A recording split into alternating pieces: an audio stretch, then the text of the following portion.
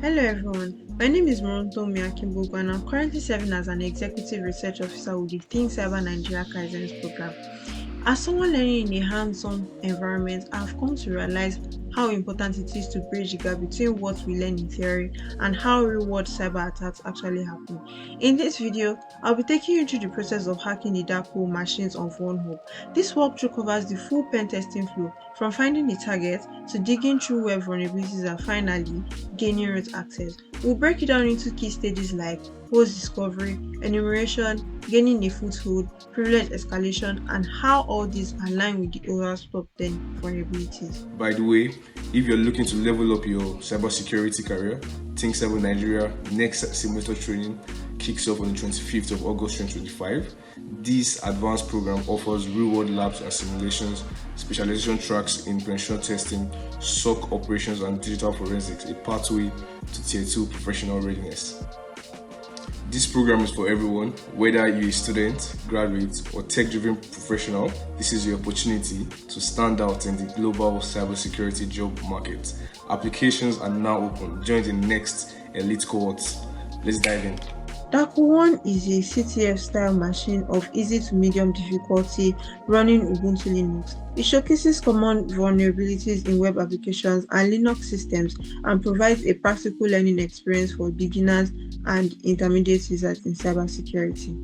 Now, starting from the initial enumeration. With this, we're able to see that it had the port 22 and the port 80 open, whereby the port 22 is the SSH port and the port 80 is the HTTP port. These are the services running behind each of them.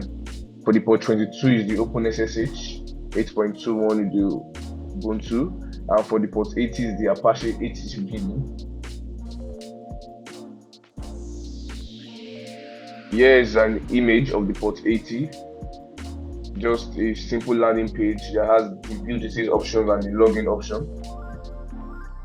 Now with this, we move on to the next phase, which is the enumeration phase. The goal of the enumeration phase is to uncover hidden directories, and here we used a tool called GoBuster, which uncovers hidden directories by basically brute forcing them.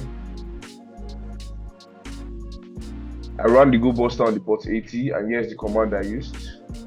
Here is details of its output, whereby it shows us that we have some domains open, which you have the upload domain, we have the logout, the login, the register.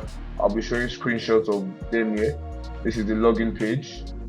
Here is the register page. Here is the upload page, and here is the dashboard upon login.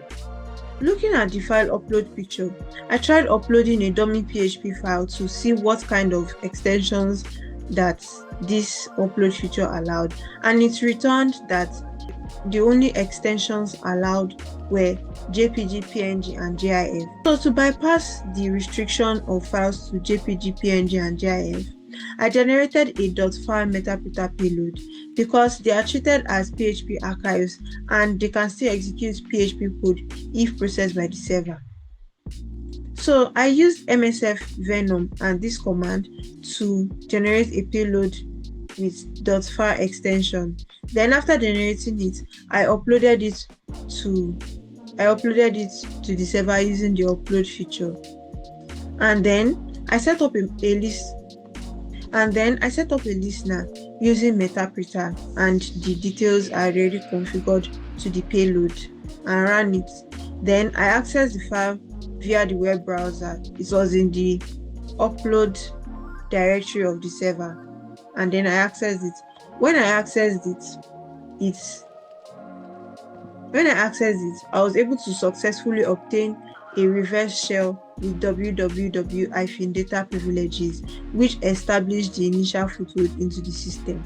So now that we are about to continue with the privilege escalation phase, during the enumeration, a SUID binary called total was discovered, and here is proof of it. You can see it here, total, and you have the root privileges, and the S means a set UID, which is like a set user binary. Now that we've seen this, I went ahead to try to run it, and when I ran it, I could see over here it gave me the UID, which is 1001 job. That means when you run it, you run it as the user John, and they gave me the GI, which is the group ID, as www data, and the groups as S3 www data. Now with this, I used a command called strings. So strings basically allows you see readable ASCII text that in a binary file. So with the strings, we're able to discover that it had the functions, namely the setUID, the system, and the setGID. And these are all functions in C programming language.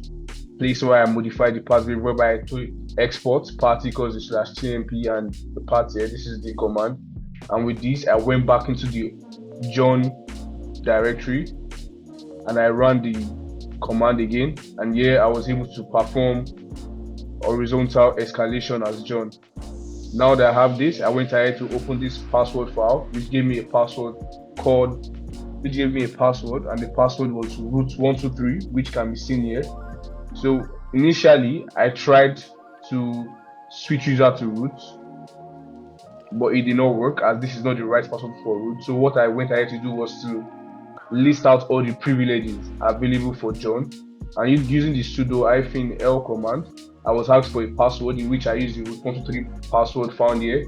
And with this, I was able to see that he has root privileges to run a file called file.py.